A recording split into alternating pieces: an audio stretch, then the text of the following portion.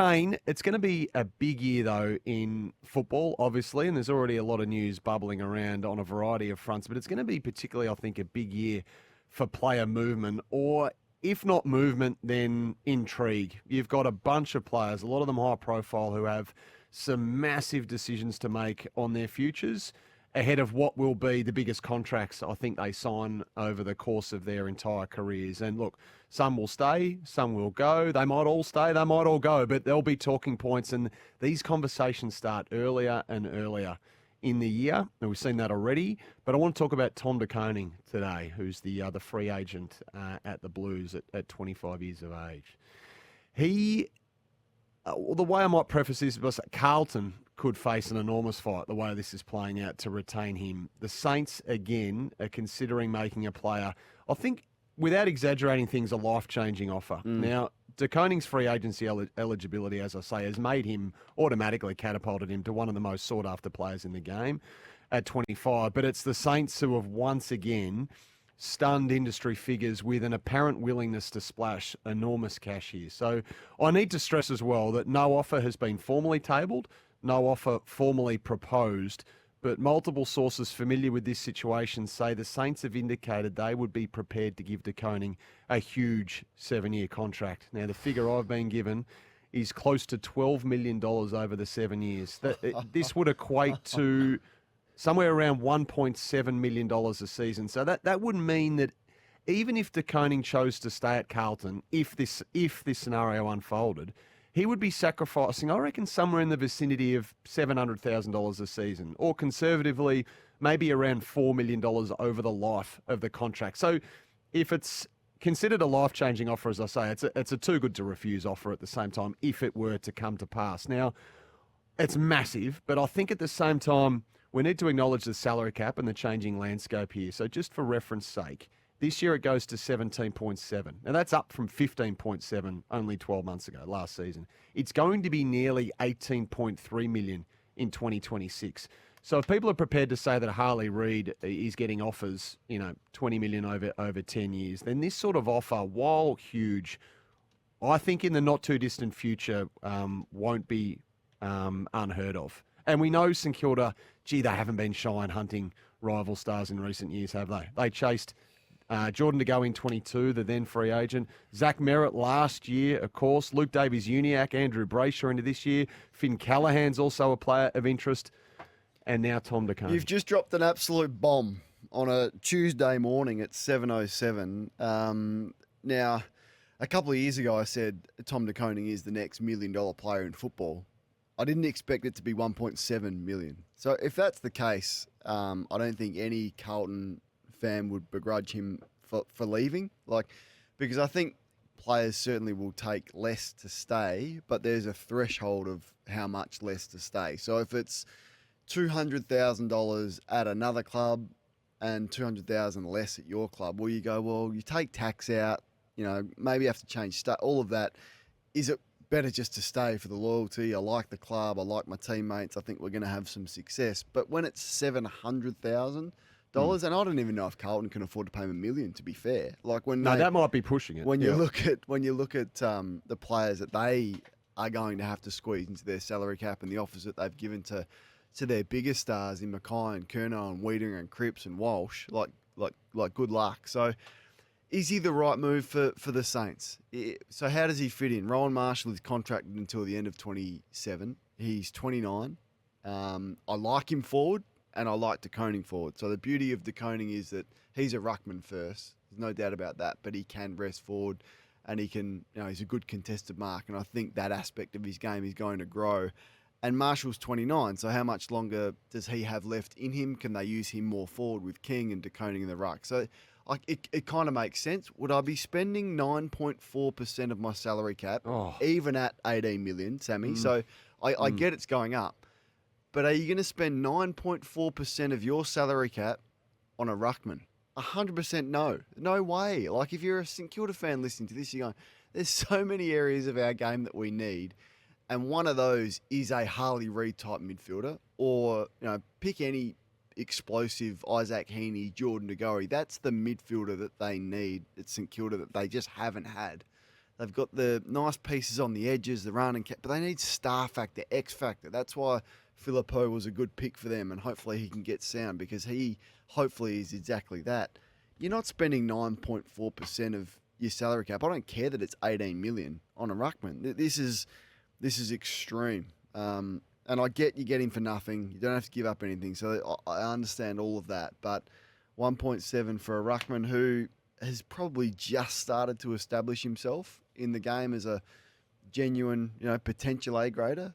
It seems kind of ridiculous, don't you think? I know I'll admit they're almost ridiculous figures to say out loud. I mean, but the bottom line is, and list managers and player managers will tell you this: there's never been a better time to be a good player out of contract than it is right now. Because some clubs are desperate, they've got to pay someone. They have huge ceiling in the cap now, and free agency has just become the biggest carrot to dangle in front of clubs. So look, that's what's being talked about. Is there anyone else in that ballpark? Like, are there any other clubs? Because you look through the needs of a number of clubs, and I could look to Melbourne and go, well, Max Gawn, he's perfect for that, and Max plays the last bit of his career, and De Koning plays.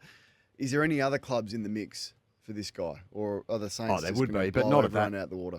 They're the only ones I've heard at that level, to be honest, and it's been mentioned now in a few dispatches. Like Geelong could use a ruckman. They haven't had one for about 10 years. They're not going anywhere near. No. They're not going anywhere near that figure. So, look, the year is to play out. At the moment, Tom De Koning's on the record as saying he just wants to play the game this year, and you're right. He's an interesting one because he's emerged. I thought he actually started. He took flight in the first half of last season, took the number one ruck role at Carlton, which he didn't have before, even last season, as recently as that. Sees that, looked like he was set for an unbelievable, potentially All-Australian year, and then his body let him down again, and that's the asterisk on him at the moment, that he's all action. There's limbs going everywhere, and he's at times, I think, just a cyclone of energy around the ball, but his body just hasn't quite been able to produce a full season. Now, and I'm sure you can. I'm sure you can handshake agreement, get that deal done now if I was him, because for those reasons. Now, this is just, as you say, a life-changing offer for him, one that will never come around again for a player like him. So, and then you have the injury question marks, which you mentioned. But Blues fans, let us know your thoughts. He's not going to be the only player that receives an offer such as this. We saw the Saints go hard for Zach Merrett, but this one reeks of desperation for me. I actually wouldn't be surprised if Luke Davies-Uniacke got a similar. But I can understand that more. Like I can say, Davies-Uniacke. Okay, that's the exact type of player that the Saints need. Would I be comfortable paying him for 7 years at 1.7? Not really, but I'd be more comfortable than paying a ruckman 10% of our salary cap. Isn't he? But wouldn't Tom De Koning be a better forward than Rowan Marshall? They seem determined to push Rowan Marshall forward. I reckon Tom De Koning's had more influence forward than Rowan Marshall has, hasn't he? The most goals he's ever kicked in a season is 9. He looks like he's got potential as a forward, but he doesn't quite have the forward craft. He's more just run and crash and try and clunk it from the top of the goal square more so than any nuance with playing a forward. I feel like Rowan Marshall just has a bit more craft as a forward. So, I don't know. I mean, you can rotate, but how often does two highly paid ruckmen work in the one side? And there is a cautionary tale out west that is not working and will not work. I feel like these two have more forward craft than what Jackson and Darcy do, but gee whiz, it would be extraordinary move to pay a ruckman this amount of money. Peter's down in Geelong. Morning to you, Pete. Welcome. Morning, guys. I'm just listening to your comments regarding De Koning. I really do wonder where you get this talk from. I mean, the only people who like to talk up the salaries are the player managers. Of course, it's in their interest to spread the talk. And how silly would the St Kilda be to pay 1.7, whereas you said Carlton would be lucky to pay $1 million?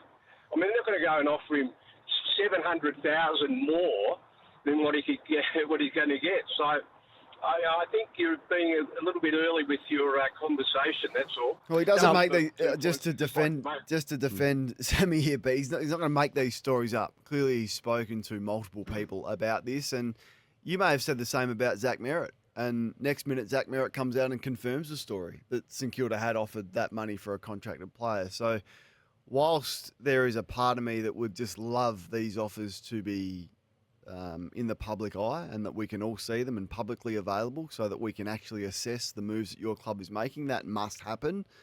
I'm telling you, Sammy just hasn't made this story up because he felt like it on a Tuesday morning. Thanks for the call, though, Pete. And Carlton can't pay that much. I mean, that's the fact of the matter is they're committed to other players Not on the many list. can. And the cap is the cap. So that's why it exists at the end of the day. That's definitely bubbling along in the background. Will it actually become official? Will it become a formal offer? Maybe not. But I'm just telling you that it's the conversation that's happening at the moment. St Kilda considering making that life-changing offer to Tom De Koning. Let's move on. The Western Bulldogs, this is now, if it wasn't already, the pre-season from absolute hell. And it took another nasty turn late yesterday. The confirmation that Liam Jones hasn't just done your standard hamstring. He's done an 8 to 10 weaker, a high-grade hamstring. Obviously, a huge piece of Luke Beveridge's set up in that back line. 4th in the Charles Sutton last year, 5th in 2023, so top 5 the first 2 years back in the game.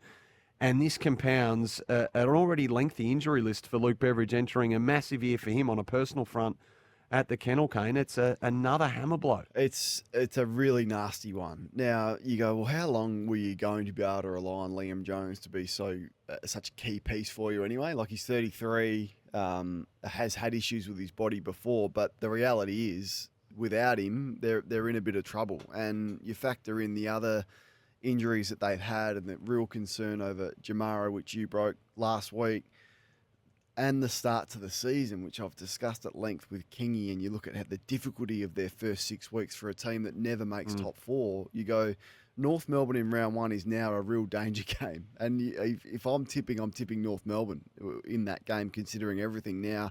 Then you go Collingwood at the MCG. Then it's Carlton at Marvel. Then it's Fremantle in Perth. Then it's the reigning premier Brisbane in Gatherround.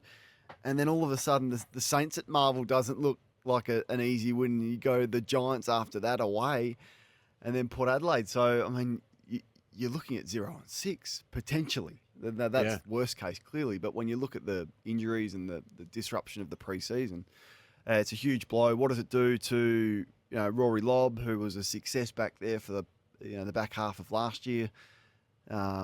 If Tim English isn't there as well, then Lobb's going to have to ruck, and you're relying on players like O'Donnell, and you go, oh, gee, I don't really have a lot of confidence in O'Donnell to hold up. So, yeah, not ideal. And the pre-season injury crisis just rolls on, because not only are we getting like 2 to 3 week hammies, we're now getting 8 to 10 weekers.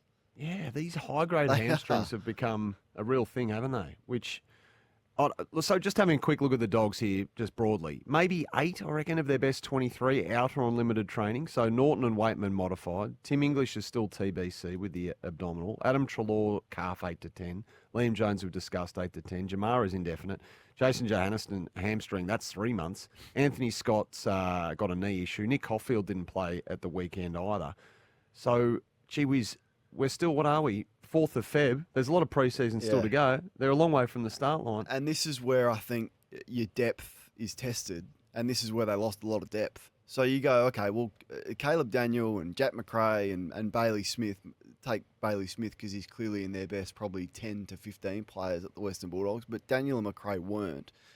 But when you lose the Johannessons and the Treloar, these players are so vital to come in and know that they can play a role. They're not there anymore. So Matt Kennedy's come in, so that's a save, and it's said to be going well. And luckily he has, and I'm a big fan, you know that. But so that helps. But they've lost Smith, McRae, Daniel, and Riley Sanders takes one of those spots, no doubt about that. But yeah, it's going to be a real interesting watch to see how this club, can galvanise around losing these players. But I mean, the lack of pre-season training, it is so obvious. And you shared with us last week that you'd spoken to people at Clubland that clearly think that the injury crisis is a result of a 5-week pre-season post-Christmas. So I think the AFL Players Association might be waking up to the fact that 5 weeks isn't enough to get these players up to speed. But I asked Patrick Dangerfield about this on Friday, the president of the AFL Players Association, and clearly he disagrees. I've been fortunate enough to play for a long time. So I played when Kane was playing, and the expectations back then, now it's fine for a footy head like Kane, but for those that want to remove themselves, the mental toll that the game takes on players now, I think, is greater than ever before. And social media is responsible for that, and there's benefits that we get from players from it, but there's the negatives of always being reachable, right? So I think it's it's one of the longest pre-seasons in professional sport anyway. I don't think it needs to get any longer. So some good points made there, but as we detailed last week, is that the players have never had more time off than what they've got now, and the season's never been longer or harder than what it is now. So these two forces combining with also the game being faster than it's ever been, no, more than a few people with degrees in this sort of stuff will tell you that that is a recipe for disaster. Yeah, and you just got to look to the other athletes. We spoke to Andrew Russell about Dean Boxall and the athletes that he coaches, and Andrew Russell sort of explained to him how much time the AFL players get off. He couldn't believe it. Like, he was shocked. So I understand the points, but the players can have a mental break without having 20 weeks off, which is just affecting their preparation. Guelphy was the other one yesterday, and we're seeing the amount of really long, nasty soft tissue injuries that are building up and almost becoming a crisis. Tell me this, and Matt's beat me to the punch here off the Footy Wings Temper text, but will this be an annual event, the Indigenous All-Stars game, the resumption of it annually, until Isaac Rankin does his knee or Jason Horne-Francis does a 12-week hammy? Good question without notice, that one. I don't think that will affect the game. Think it continues? Yeah, because I think you go, well, these players playing in this game will probably be given some time off for the club's first pre-season game, I would imagine, or will be in place of the club. They're not going to feature in both. So, I mean, you could easily do your knee in the club's first sanctioned game against another team. So I think it's sort of different halfway through the season with State of Origin when Tony Hall did his knee, and that disrupts your chances of winning a premiership at that time. At this stage of the year, it's the right time to have it. So, no, I don't think it will. Will Harley Reid have a severe case of second-year blues? No. I don't like what I'm hearing. Why? What are you hearing? Leg issue hits Reid. Harley Reid's stop-start pre-season has continued with the young star missing training on Monday as he continued to deal with a lower leg complaint. Reid didn't complete training on Friday and was forced from the track midway through match simulation in discomfort. They quickly released an update saying it's not too serious, but he has had an interrupted pre-season, and to me, this guy needs to train and needs to train with consistency and needs to build the habits that are required to be the superstar that we all hope that he gets to. Now, What player doesn't? well, I think in particular, Harley Reid needs to learn how to train. And How did you frame the needs to question? learn- Do you say second-year blues? Will then? he have a severe case of second-year blues? Yeah, but second-year blues implies that it's Will he- almost self-inflicted, a complacency. Like if it's inflicted upon him because his body has let him down But over the pre-season. why is his body letting him down? Well, Has he done the work? Is he prepared? Is he living He's trying to do the work. It's the elite February. habits that's required? Is his body breaking down for reasons that are within his control? These are all questions without notice that I can't answer. I've got my suspicions, but I don't be Are you surprised. suspicious? Do you if- think he doesn't put in the work? Yeah, I don't think he is yet, and that's fine. Like, he's 19. I don't think he's yet training at the level that he is required, and he's not living the elite standards that probably some other players are. That's okay. I mean, some players take 5, 6, 7 years to get that. I hope he gets it sooner. It's not there yet, but just temper your expectations, I reckon, of what Harley Reid is going to deliver after what we saw last year. How far into the season do you give it before you make a call on the out-of-contract coaches this year? Luke Beveridge, Ken Hinkley, Justin Longmuir. Do you give it half a dozen rounds? Do you give it half the season? Do you make a call three-quarter? Do you go the entire year and then say, this is when we're acting? Doesn't it depend on win-loss? Yeah. Isn't it entirely dictated by So win-loss? if it's not going well, do you make the call during the season? What's to be gained from that? Like if it unravels slowly at the Western Bulldogs and they're faced with a decision that maybe Luke Beveridge isn't their man, do they make the call in the year? Yeah, Do they I wait think to the end of the year? each club is different. I remember having a conversation with Kozzie, and he said there is nothing to gain ever by sacking a coach mid-year. Nothing to gain. Other clubs would disagree with that and say, well, no, well, once you know, and if John Longmire is available, we've got to make the call so that John can talk to us. So each club is different. But If what is there's the- multiple what- clubs looking for a new coach, then there's absolutely Yeah. something to be gained. and it feels like there will be. But right now, if you are the Western Bulldogs, or if you are Adelaide, or if you are uncertain if you're Port Adelaide, you go, we're not even having the discussion until the midway point of the year. I think that's fair for those three scenarios that I've just mentioned. And for Port Adelaide, you're probably not going to make the call until the end of the year, and you put it right off. For Adelaide, if they get off to a flying start, you go, okay, we're comfortable now. Fremantle's the same. So I think every club is different. The grand final start time remains one of the most divisive and annual topics we have. There'll be a call made again this year. We saw the AFLW move to a night grand final last season. I can't remember how many times I've read a report saying twilight grand final likely. Was one in 24, was one in 23, it's probably one in 22. It's been said it's coming, it never comes. Do you think this is the year where the AFL changed the grand final start time? It's a topic we spend way too much time on, for me. It is. I don't really care. Like, if it was me, I'd put it twilight. If it's in the day, it doesn't really bother me. I think people get far too hot under the collar. People over care, all right. People care. Very minor issue.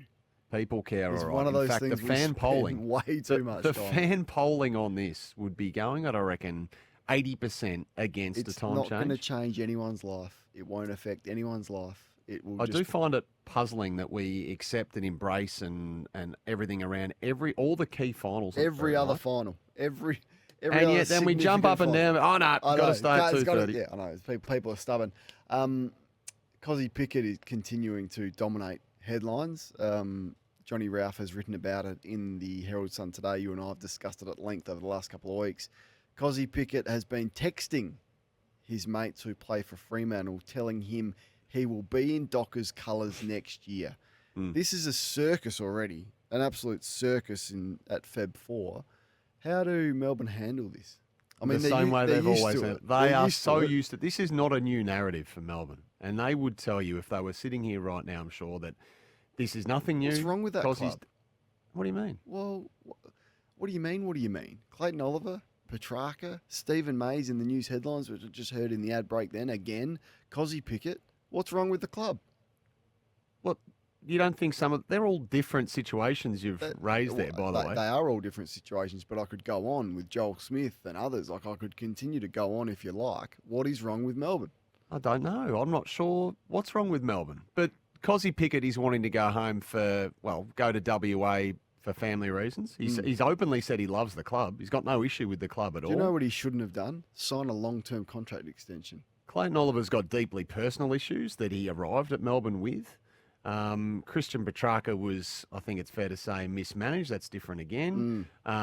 You mentioned Joel Smith, again, deeply personal issues, and I'm not sure Melbourne can be blamed for. You don't think Melbourne have any You don't think he would role have in the embarked culture, upon in the culture of the club for star players like Christian Petrarca floating the idea of wanting to be traded? I don't think they can be solely to blame for a player's I'm not saying they're solely to blame, lifestyle. but there is a lot of, and continues to be, smoke around Melbourne. And with Kozzie Pickett, who's 23, who is texting teammates that play... but that's nothing. That's not texting new, though. mates that play for Fremantle that he wants out Yeah.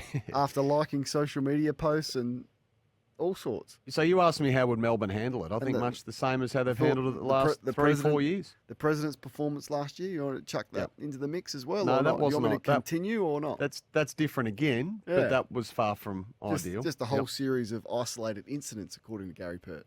What draft allowances should the Devils be given? Because we're going to learn it this year. What concessions, what allowance, what bonuses, how much help are they to be given? And can we afford a situation where, similar to GWS and Gold Coast, they are pummeled for the first few years of their existence? Well, I'll put it to you this way. Should they be allowed to sign, should they have free reign of any player that, agrees to go there who is contracted? Should they be able to sign contracted What do you mean by free players? reign? So if I go to, let's pick a contract, let's go Mitch Owens from the Saints. I really want Mitch Owens, but he's contracted for another 2 years at the Saints. But we get him to agree that he wants to come and play for Tassie. Should they be able to sign contracted players who agree to go there? What does St Kilda get? Well, then they come up with the AFL come up with a compensation for contracted players. So when the Giants and the Suns came in, they had access, obviously heavy draft access Out of for contract kids. players, though. But they had, I reckon it was only access to one per club. It was. Out of contract, yeah. So a contract, I mean, that's probably a bridge too far, isn't it, to be able to wrench a contracted player out? Don't know. I think That's that what I'm asking you. for the established clubs who now would appear to be doing everything they can to sign these players up, maybe pointing to the fact that Tassie's coming in, I think it'd be pretty hard on them to move the goalposts as savagely as that and say that There's a not, contracted but there's player not can be ripped many out. uncontracted players. That's what I'm saying. So if you want to set them up properly, yep, you can give them all the young players you want, but the young players aren't going to move the needle for 4, 5, 6, 7 years together. I think and the there's best not way to many work it. uncontracted players left. I think maybe the best way to work it is instead of just getting those pointy end picks like 1, 2, 3, 5, 7, 9, 11, whatever it is that they can't take them all to the draft. Trade them. Yeah. And then maybe then that would help, obviously helps Tassie, but would help the established clubs as well in the sense that you might have a club who has an aging superstar. Let's pick Max Gawn in a year or two's time. His best footy, he might only have a couple of years left, but he helps Tassie in the here and now, and he gives Melbourne a really pointy end pick back the other way. Maybe that's a win-win scenario that might unfold. Anyway, there's people who are spending a heck of a lot of time on that at the moment. That will be a big, big talking point later on in the year when the concessions are laid out for the Tassie Devils.